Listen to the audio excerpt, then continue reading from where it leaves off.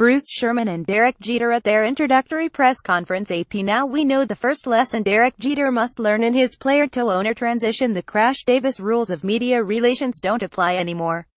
The Yankees' iconic former captain is now officially the Marlins CEO, christened Tuesday morning with a news conference at Marlins Park. For the first time, Jeter, seated alongside his principal owner, Bruce Sherman, publicly acknowledged his new endeavor, headlining a news conference. He took many questions, and he provided virtually zero answers. And unlike his previous job, such an aversion to specifics carries consequences.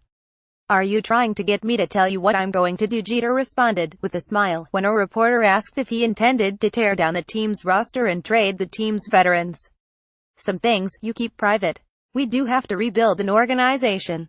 It starts with player development and scouting. You build it from the top down, the bottom up, however you want to say it."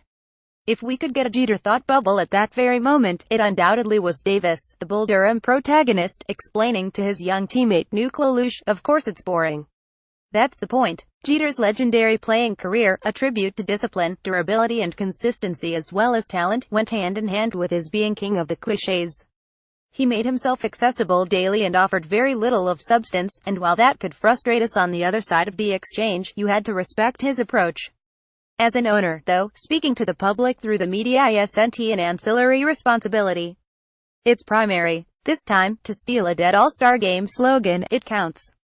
The Marlins are trying to sell 2018 tickets right now. And after Jeter and Sherman spoke for the first time, the team's potential customers are none the wiser on whether Giancarlo Stanton, Marcell Ozuna or anyone else will be part of the 2018 team. Mostly, folks heard platitudes about building a winning culture, and re-engaging the community, and getting more corporate partners. Not the sort of stuff, you'd think, that will inspire folks to whip out their credit cards. On the positive side, Jeter said, "One thing I'm very good at is knowing what I don't know, a key trait given the steep learning curve he faces here running a Detroit team that's low on minor league talent in an unsolved market." On the less positive side, Jeter and Sherman joked about how neither man speaks Spanish, no laughing matter given the population to which they are catering.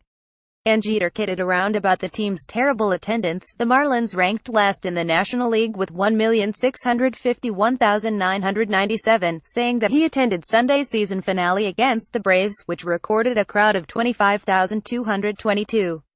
"I've seen one game. The attendance has been good."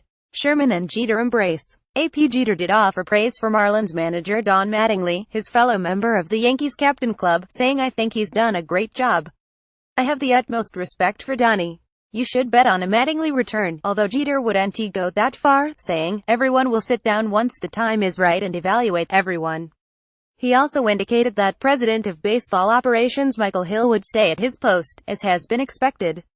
He didn't drop any such breadcrumbs about plans for the payroll and the NL most valuable player candidate Stanton, beyond general talk of making unpopular decisions and asking for patience. He'll get the patience, and he deserves it. Jeter is once more a rookie, after all, one in whom Major League Baseball Commissioner Rob Manfred saw enough promise to give him this shot. Nevertheless, Jeter must realize that engaging the fans, be it in person, through his own website The Players Tribune, for which he wrote a first-person piece Tuesday, or through media interviews, requires feeding them some red meat. Giving them a more specific sense of what to expect. The most important measurement for Jeter will be the Marlins' wins and losses, but it won't be the only one. Jeter's Marlins predecessor Jeffrey Loria and his old neighbors in Flushing, the Wilpons, can speak to the travails of a trust deficit between a team's owner and its fans. Given the Marlins' ultra-turbulent history, Jeter needs to win the honeymoon. Plenty of time remains even in that juncture. Yet in his first at-bat, he failed to get a hit.